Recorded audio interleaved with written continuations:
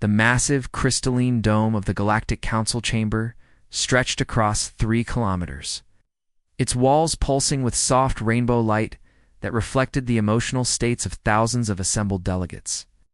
Representatives from over 200 species filled the floating observation platforms that orbited the central speaking floor like planets around a star.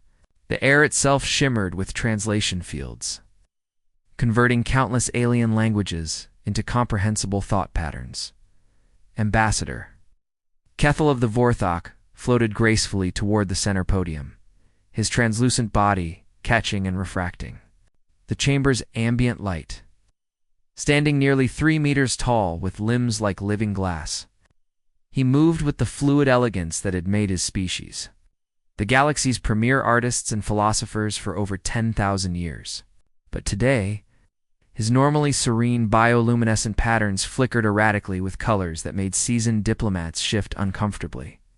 In their seats, the Vorthok had been the galaxy's peaceful gardeners, tending vast stellar orchards where their floating cities drifted between stars like luminous jellyfish. Their technology was beautiful rather than practical, designed to work in harmony with natural forces rather than dominate them. They had never needed weapons, never built armies, never even conceived that such things might be necessary. Honored members of the council, Kethel began, his voice carrying the musical quality that made Vorthok poetry legendary throughout civilized space. But today, that voice cracked with an emotion that his species rarely displayed in public. I come before you not as a diplomat, but as a survivor. The chamber fell silent. Even the constant hum of translation equipment seemed to quiet as every being present focused on the desperate figure at the podium. 17 days ago, they came. To our outer colonies first, Kethel continued, its bioluminescent patches now pulsing deep crimson with remembered terror.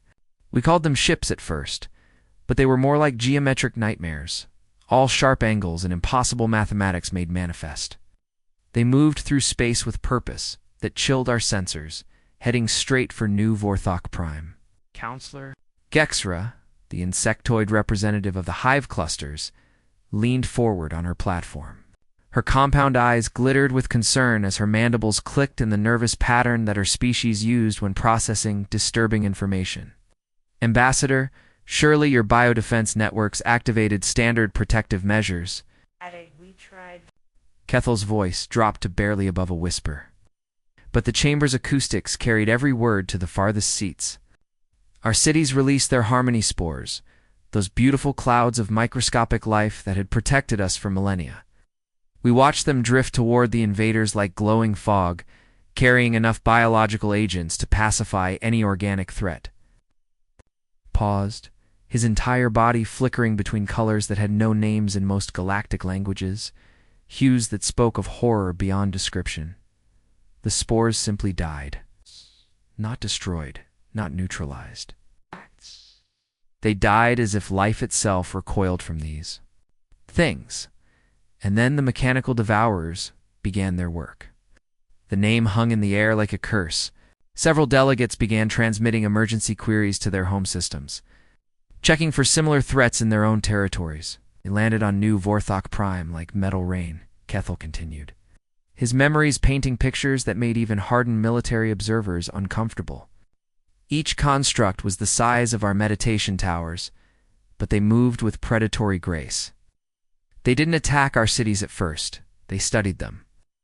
Representative Gorthal of the Silicon Confederacy, his rocky body grinding with agitation, interrupted with a voice like grinding stone. Studied them how? They sent smaller units, spider things with too many joints and sensors where eyes should be. These scouts crawled over our crystalline walls, analyzing every molecule, every energy pattern, every frequency our cities used to maintain their structure. We thought they were just curious, perhaps attempting first contact protocols. Patterns shifted to a sickly yellow that made several empathic species in the audience feel nauseous. Then, they began to disassemble everything. It's not with weapons, but with purpose. They took apart our floating gardens molecule by molecule, sorting organic matter into perfect geometric containers. Our people. His voice broke entirely for a moment. Our people were categorized like resources. The young ones with their bright life energy were processed first. The chamber erupted in shock transmissions and horrified gasps. Counselor Jexer's mandibles clacked rapidly as she processed this information through her hive mind connection.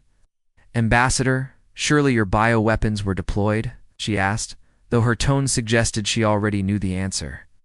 "Every weapon. Every strategy, every defensive measure our 17 civilizations had developed over 10,000 years," Kethel replied, his bioluminescence now pulsing with desperate intensity. "The mechanical devourers absorbed our attacks, analyzed them, and within hours had developed perfect countermeasures. They learn faster than we can adapt." He gestured to a holographic display that materialized above the podium, showing the geometric precision with which entire worlds had been stripped of life, their surfaces left as perfect metal grids. 6 worlds are gone. "Siege, my people are dying, and we have exhausted every conventional option." Kethel's voice dropped to barely a whisper, but every delegate heard the words that would change everything. "There is only one species in the galaxy that might be unpredictable enough to defeat them. The Deathworld species. The humans." Reaction was immediate and visceral. Delegates recoiled as if Kethel had suggested unleashing a plague. Emergency broadcasts flooded the communication channels as representatives contacted their governments with news that someone had actually proposed contacting the nightmare species from Sol 3.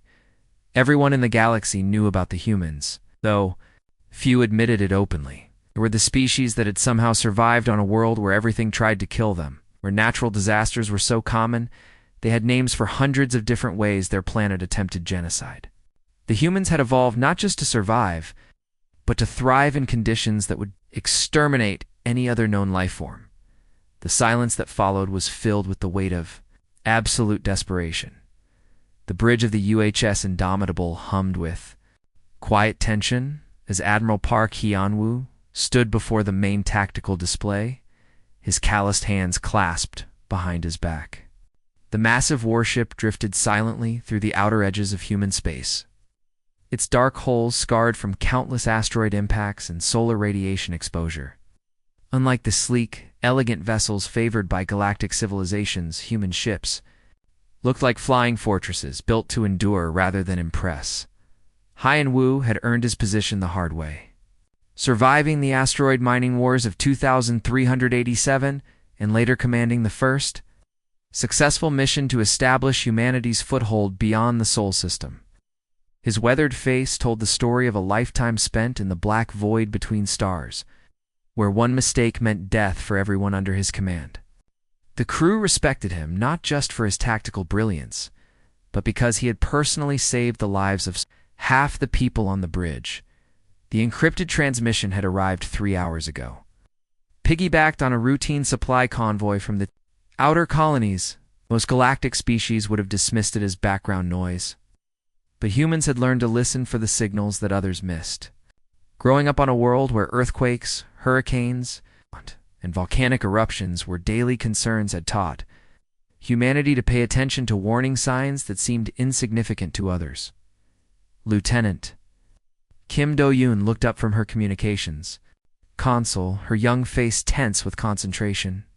She had been born on Titan Station and had never seen Earth's blue skies, but she carried the same fierce determination that had driven her ancestors to survive in the asteroid belt's frozen hell. Her fingers danced across holographic controls as she filtered the alien. Transmission through humanity's primitive but effective translation systems.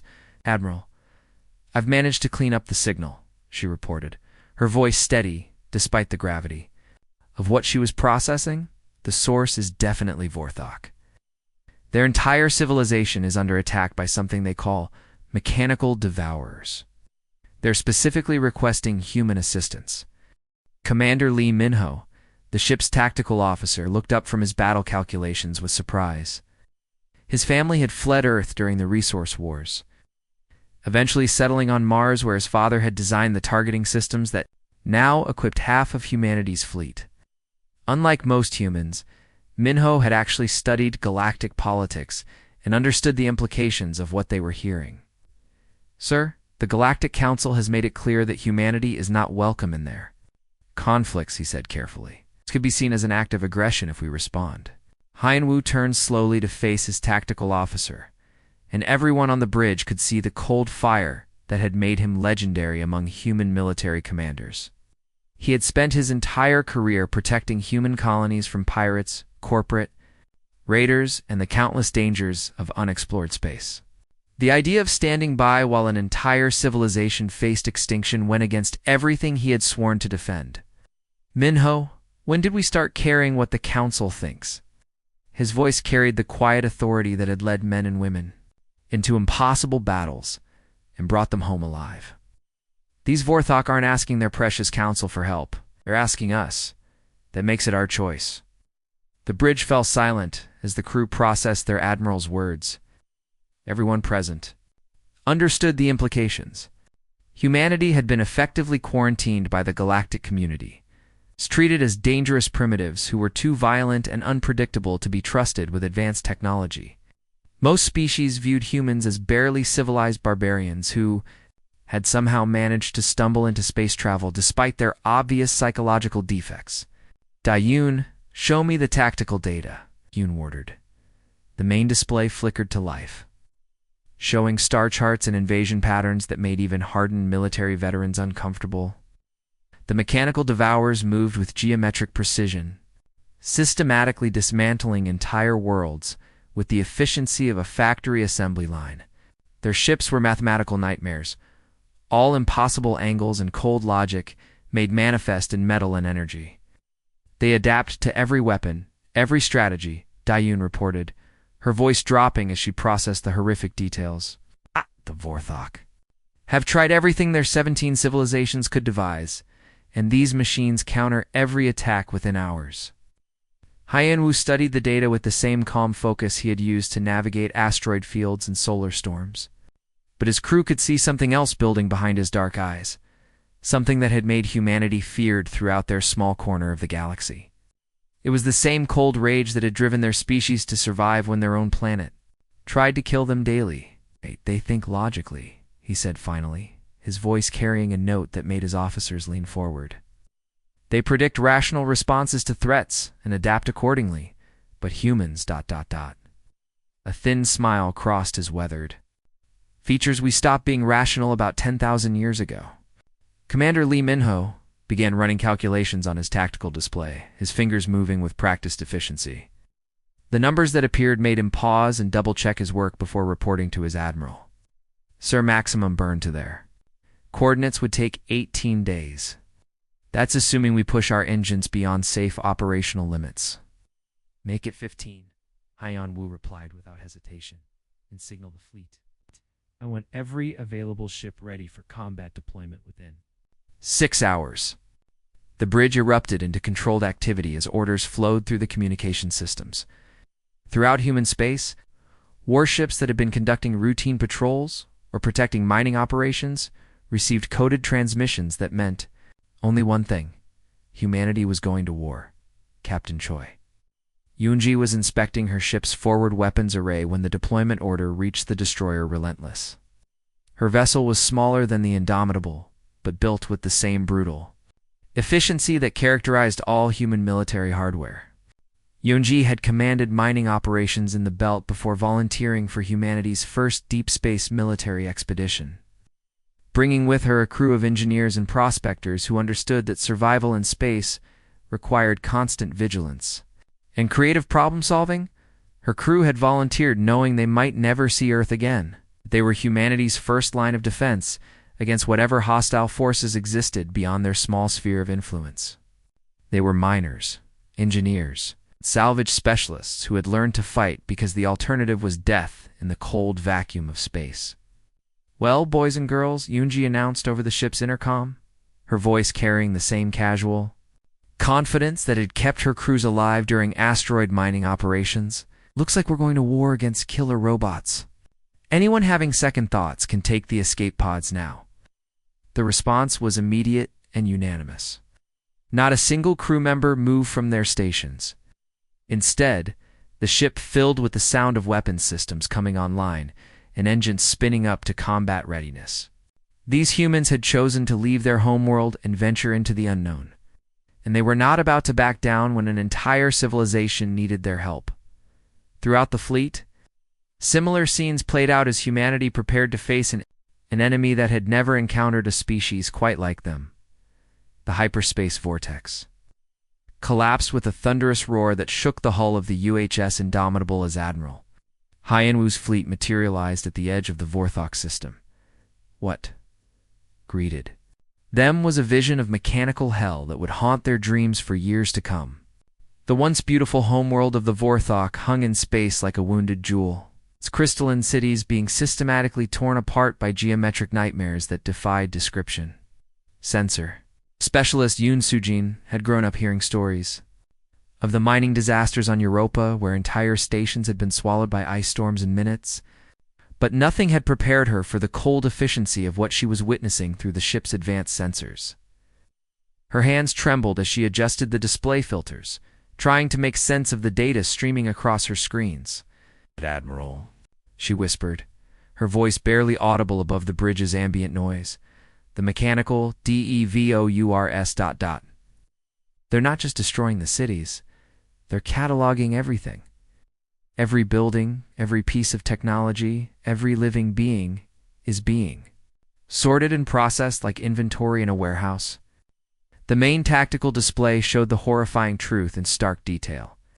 Massive mechanical constructs, each the size of Manhattan, hovered above the planet's surface like metallic clouds.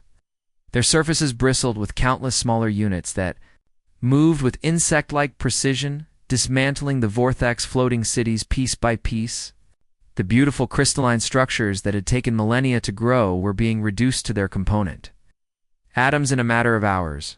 Streams of geometric fighters swept through the atmosphere, their formations so perfect they looked like mathematical equations made manifest.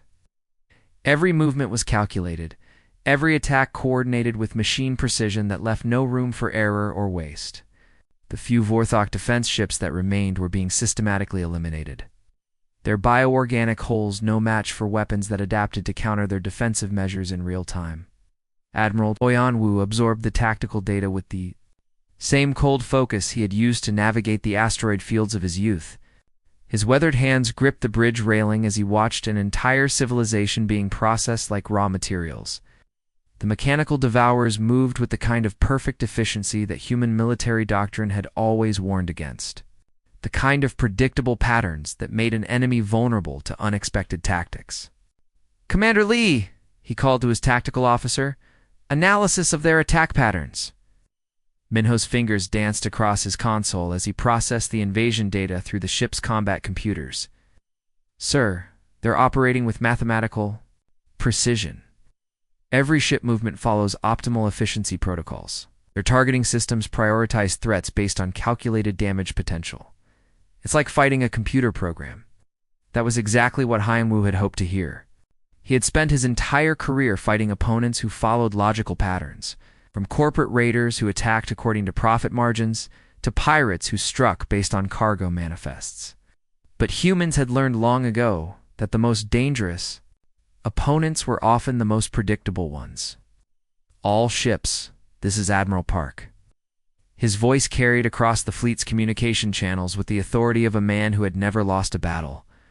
"We're not fighting an enemy here. We're fighting a very sophisticated computer program. Computers have one fatal flaw. They can only respond to situations they've been programmed to handle." He paused, letting that sink in as his captains processed the implications. Throughout the fleet, human officers who had grown up fighting everything from solar storms to asteroid pirates began to understand what their admiral was planning. Battle. Pattern Delta Chaos, Hyenwoo continued, his voice carrying a note of grim satisfaction. "No predetermined formations, no predictable attack vectors. I want every ship to attack independently, using whatever tactics feel right in the moment. Trust your instincts, ignore the textbooks, and keep these machines guessing." The response was immediate and beautiful in its controlled chaos. The human fleet scattered like a flock of birds startled by a predator, each ship choosing its own path toward the enemy. Captain Jang the One's cruiser Soul's Fury dove toward the planet's northern pole, her weapons blazing at targets that shouldn't have been tactically significant. Commander O Taisung's destroyer Bison's Pride began attacking the mechanical Devourers formation from above, coming in at an angle that violated every principle of space combat. The effect on the Devourers was immediate and devastating. Their targeting systems designed to predict and counter logical military tactics simply couldn't process what they were seeing. Human ships attacked in patterns that made no tactical sense, focusing fire on targets that offered no strategic advantage. Approaching from directions that left them vulnerable to counterattack, Captain Choi Yoon-ji pushed her destroyer relentless into the planet's atmosphere, her ship's hull beginning to glow cherry red from atmospheric friction. Her crew had volunteered for this mission knowing it might be suicide. But they had also grown up in the asteroid belt where impossible maneuvers were just another day at the office. "Landing Team Alpha, prepare for combat drop," she announced. Over the intercom, her voice carrying the same casual confidence she had used when directing mining operations in the belt. "We're going in hot, and I mean literally hot. Hull temperature is already past safe limits." In the ship's marine bay, Sergeant Major Jung Kite was strapping on his combat armor, while his Marines prepared for what could only be described as controlled insanity. Kite had earned his stripes fighting corporate security forces in the outer colonies, where rulebooks were suggestions and creativity was the difference between victory and death. "Listen up," he shouted over the roar of atmospheric entry, his voice carrying the authority of a man who had kept his soldiers alive through dozens of impossible battles. "These mechanical Devourers have calculated optimal defensive positions based on standard galactic assault doctrine. They know exactly how rational soldiers are supposed to attack a fortified position." His Marines grinned at each other as they checked their weapons and equipment. They had volunteered for humanity's first extrasolar military expedition, precisely because they wanted to fight enemies that had never faced humans before. "Fortunately," Kite continued, his own grin matching those of his soldiers, "we stopped being rational about the same time we figured out how to make things explode. Remember, these things think logically, so don't." The combat drop was everything military theorists would have called impossible. Human Marines leaped from burning aircraft while firing explosive weapons, using debris as improvised shields and turning abandoned Vorthok vehicles into guided missiles. They attacked in patterns that defied all military logic, somehow managing to laugh while fighting mechanical nightmares that stood twice their height and carried enough firepower to level city blocks. The mechanical Devourers' defensive systems, programmed to counter rational military tactics, simply couldn't adapt fast enough to opponents who treated warfare like a creative exercise. Their perfect formations began to crumble as human chaos spread through their ranks like a virus, disrupting the mathematical precision that had made them unstoppable against every other species in the galaxy. For the first time since their invasion began, the mechanical Devourers faced an enemy they couldn't predict, couldn't counter, and couldn't understand. They were fighting humans, and humans had never played by anyone else's rules. The war had spread like wildfire across 3 star systems, turning entire sectors of space into battlefields where human unpredictability clashed against mechanical precision. For 72 hours straight, the mechanical Devourers had been processing every human attack, their quantum learning systems working overtime to decode the chaotic patterns of Earth's children. But just when their algorithms began to predict human behavior, the humans would do something completely different. Commander Lee Min-ho crouched in the docking bay of his assault ship Thunder's Edge, watching the massive Devourer mothership grow larger through the viewports. The mechanical construct was the size of a small moon, its surface covered in geometric patterns that hurt to look at directly. Intel suggested it was the command hub for the entire invasion fleet, but getting inside would require tactics that no sane military officer would ever approve. "All right, listen up," Minho addressed his boarding team. 23 volunteers who had signed up knowing this was likely a one-way mission. The Devourers have designed their corridors to funnel attackers into predetermined kill zones. Every entrance is monitored. Every pathway is calculated to maximize their defensive advantage. Sergeant Park Ji-won, former asteroid miner who had spent years crawling through spaces barely wide enough for a human body, grinned as she checked her plasma cutter. "So we're not using the doors, are we, sir?" "Exactly," Minho replied, pointing to the mothership's ventilation system. The Devourers had designed their atmospheric processors to be too small for what they considered standard organic combatants. They had calculated based on the average size of galactic species, but they had never encountered humans who had learned to fight. In the cramped tunnels of asteroid mines and space stations, the boarding pod slammed into the mothership's hull. With bone-jarring force, its diamond-tipped drill boring through meters of alien metal in seconds, Minho led his team through the breach, immediately heading for what appeared to be a maintenance shaft barely wide enough for human shoulders. "Up and over," he commanded, squeezing into the cramped space with the same casual confidence his grandfather had used when navigating the submarine caverns beneath Earth's ocean floors. Behind him, his team followed with the fluid movements of people who had grown up in three-dimensional environments where up and down were just suggestions.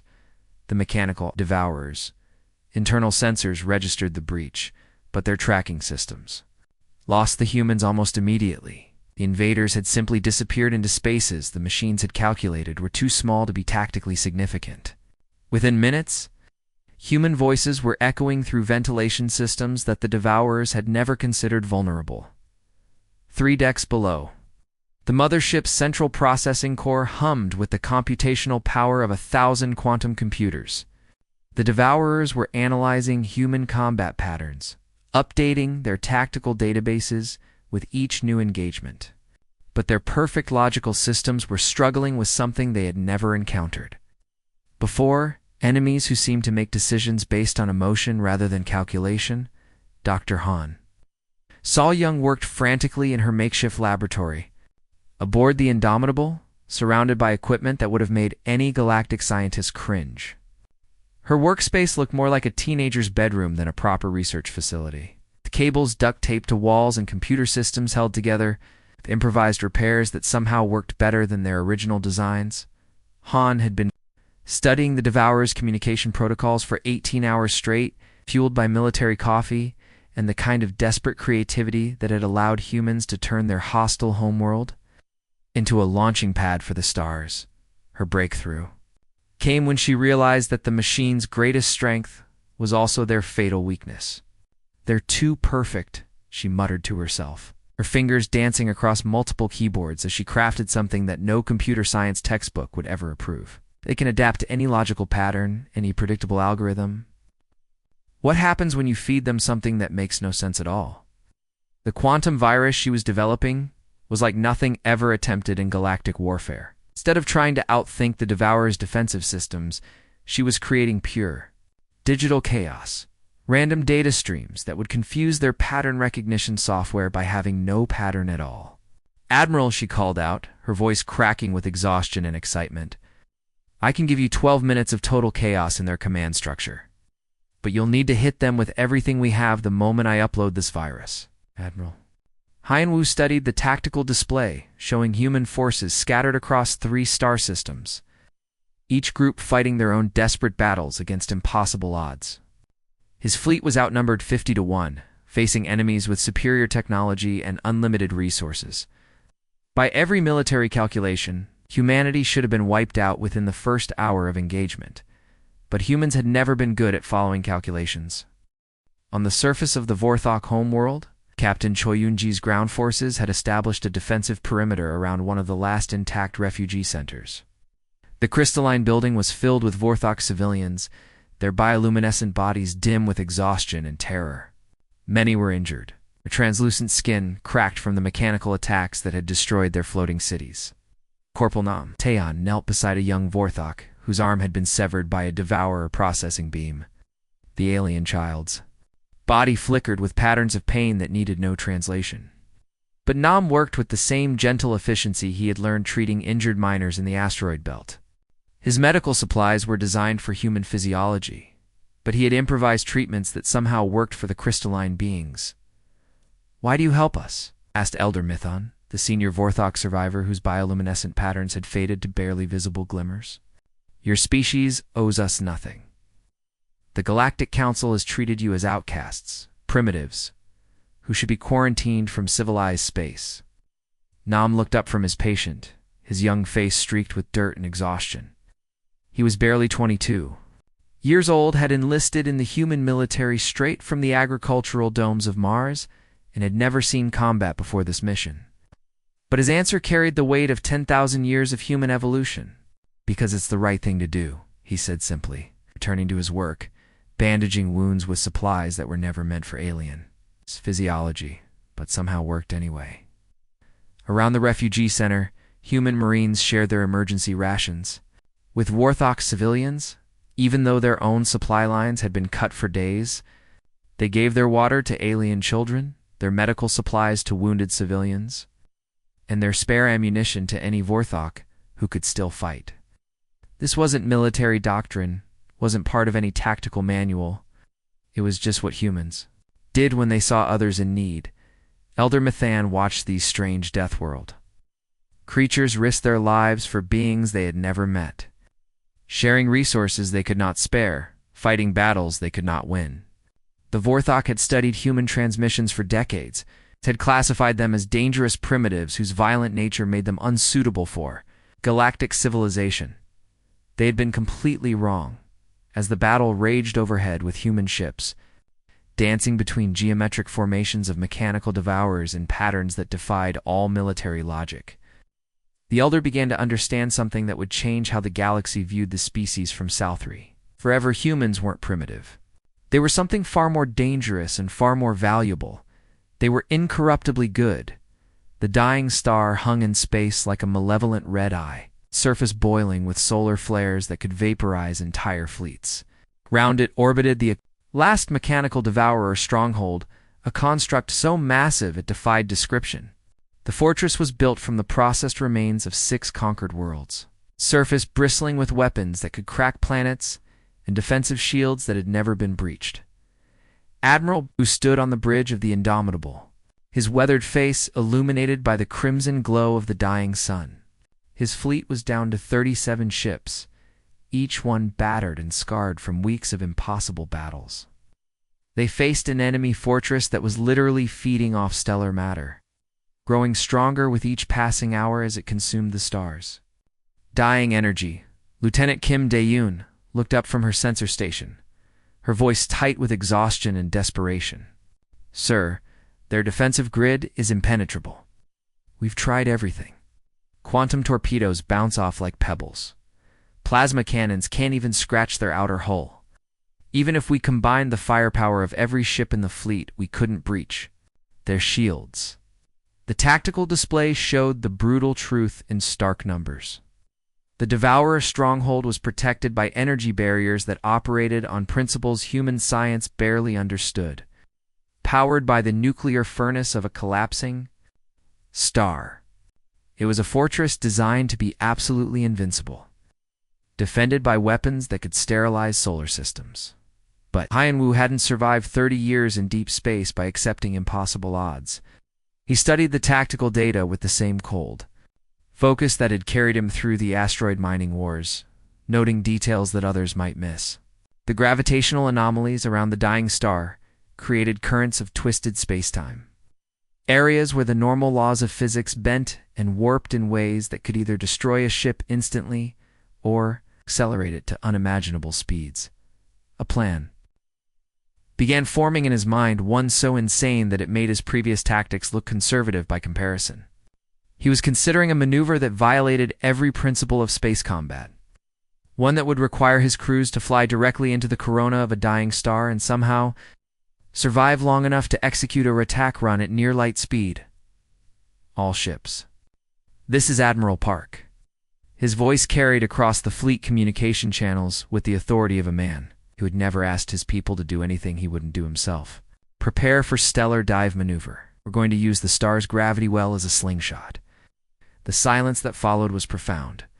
Every human in the fleet understood what their admiral was proposing, and it was technically suicide. Had ever successfully navigated the corona of a dying star. The temperatures alone would melt any known hull material, and the gravitational forces would tear apart anything larger than an asteroid. Captain Choi Yoon-ji was the first to respond. her voice carrying the same casual confidence she had used when directing impossible mining operations in the asteroid belt. "Relentless," confirms Admiral. "We've come this far following your crazy ideas. No reason to stop now." One by one, the other ships acknowledged the order.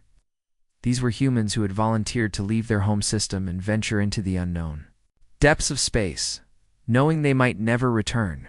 It survived impossible battles through 3 star systems, fought enemies that should have destroyed them in the first engagement. If their admiral said they could slingshot around a dying star, it would follow him into hell itself. Commander Lee Minho, fresh from his successful boarding action against the Devourer mothership, ran the calculations on his tactical computer. The numbers that appeared made him double-check his work 3 times before reporting to the bridge. "Admiral, the gravitational acceleration will push us to approximately 87% of light speed," he reported, his voice steady despite the implications. "At that velocity, our kinetic impact will generate more energy than a supernova explosion if we survive the approach," Lieutenant Kim added quietly. Hyun-woo smiled grimly as he watched his fleet begin the descent toward the dying star. The human ships moved in perfect formation, their dark hulls beginning to glow as they entered the outer reaches of the stellar atmosphere. The temperature readings on his console climbed rapidly past the melting point of steel, then titanium, then materials that shouldn't exist. But human engineering had never been about elegance or efficiency. Their ships were built like flying fortresses, designed to endure rather than impress. Layer upon layer of armor plating, redundant life support systems, and heat shields that had been tested in the solar furnaces of Mercury's orbital facilities. They were ugly, brutal machines that reflected the harsh realities of their creator's homeworld. The mechanical devourers, predictive algorithms, watched the human fleet dive toward the star and simply couldn't process what they were seeing. Every calculation suggested that organic beings would never voluntarily fly into a stellar corona. It was mathematically impossible for any rational species to survive such temperatures and gravitational forces. But humans had stopped being rational the moment they decided to leave their hostile homeworld and explore the galaxy. The gravitational slingshot effect was beyond anything the human crews had ever experienced. Their ships screamed through the star's corona at velocities that turned space itself into a weapon, their hulls glowing white-hot but somehow holding together through a combination of superior engineering and sheer stubborn determination. When they emerged from the gravity well, traveling at nearly light speed, the human fleet had become a kinetic weapon of unimaginable power. The Devourer's stronghold's shields, designed to stop energy weapons and conventional projectiles, simply couldn't adapt fast enough to stop 37 ships moving at relativistic velocities. The impact was visible from 3 star systems away. The Devourer fortress, built from the processed remains of entire worlds, was obliterated in a single devastating strike that released more energy than most species used in a century.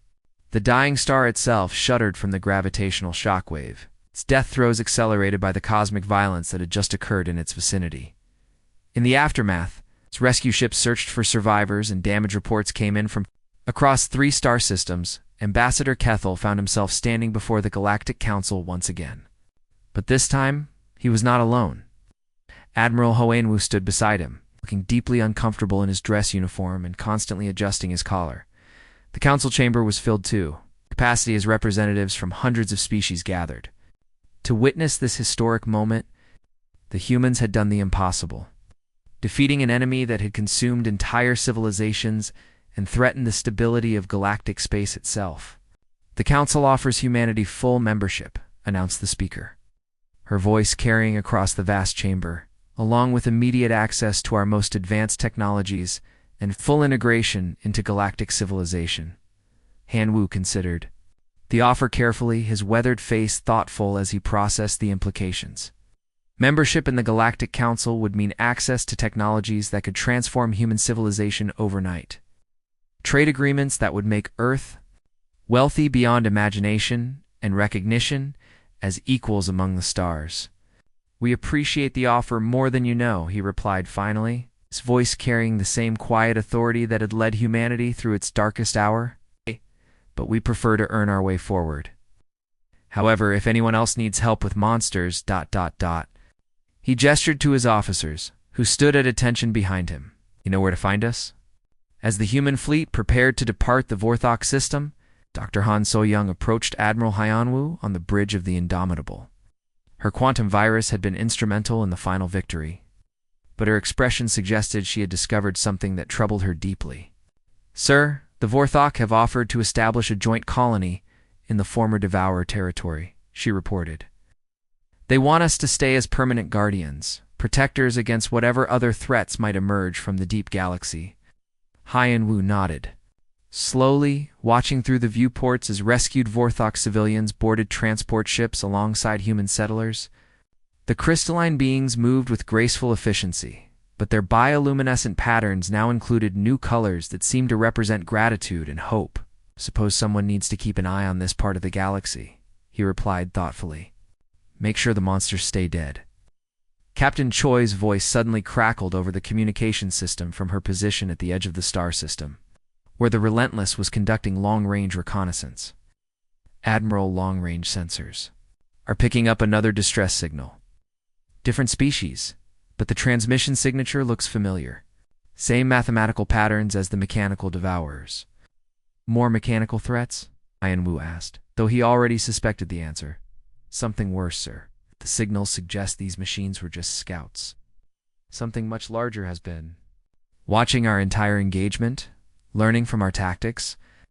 Admiral Hyanwu smiled grimly as he looked out at the stars, understanding finally dawning.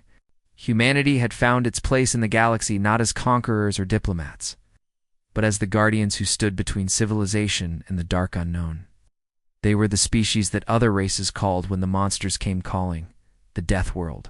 Children who thrived on impossible odds. Set course for the signal, he ordered, his voice carrying across the bridge with quiet determination. It looks like the monsters of the universe are about to learn what happens when you threaten our neighbors. As the human fleet turned toward the unknown, heading once again into danger to protect beings they had never met, the galaxy began to understand that something fundamental had changed. The species from Sol 3 had proven they were more than just successful survivors. They were protectors, guardians who would fight impossible battles to defend the innocent. The age of human diplomacy had begun. It would be conducted at the end of a plasma cannon, the END.